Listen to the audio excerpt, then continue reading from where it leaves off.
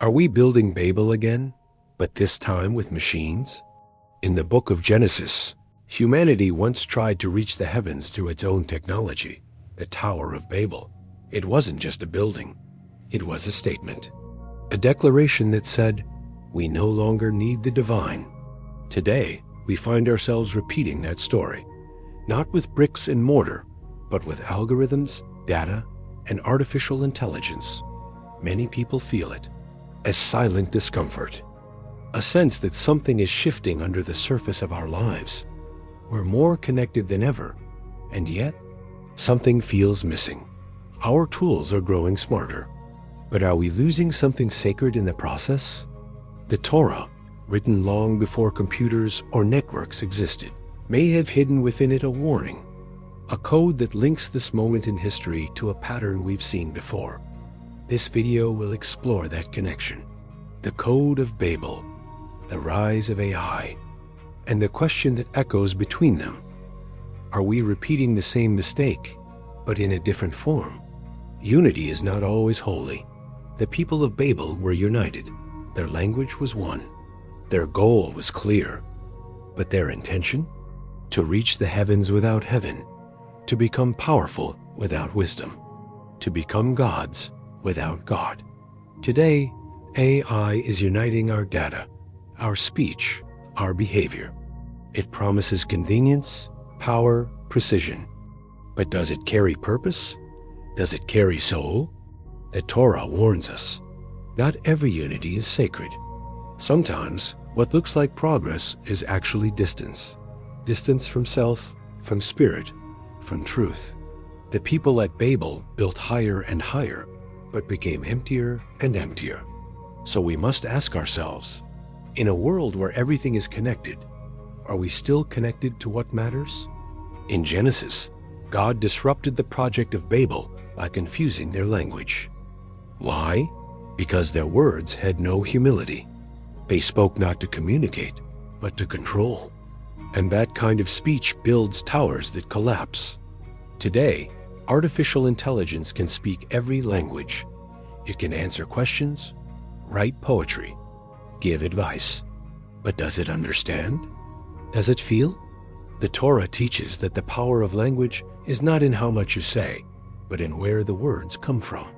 From ego or from essence? From calculation or from compassion? We are surrounded by voices now. Machines that talk, systems that persuade.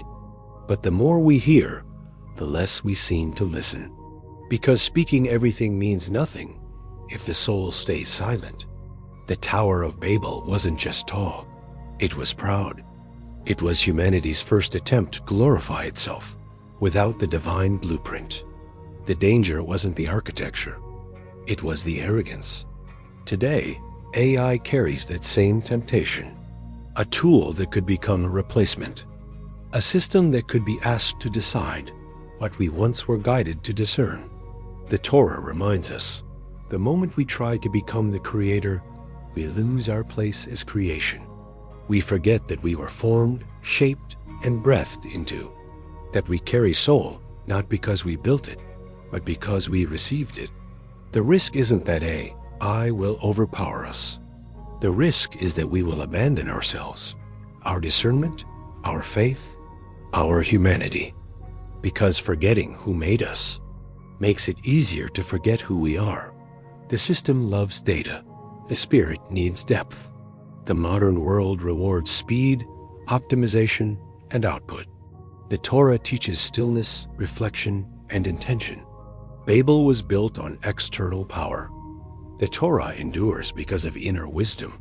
And this tension between the system and the spirit is alive in us right now. We are pulled to scroll, react, perform. But inside, a quieter voice asks, who am I when I am not performing? Who am I when the noise stops? The fall of Babel wasn't a punishment. It was mercy, a redirection, a reset.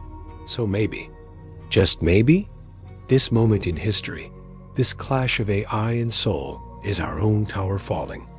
Not to destroy us, but to give us a chance to begin again, to begin differently, to begin with spirit.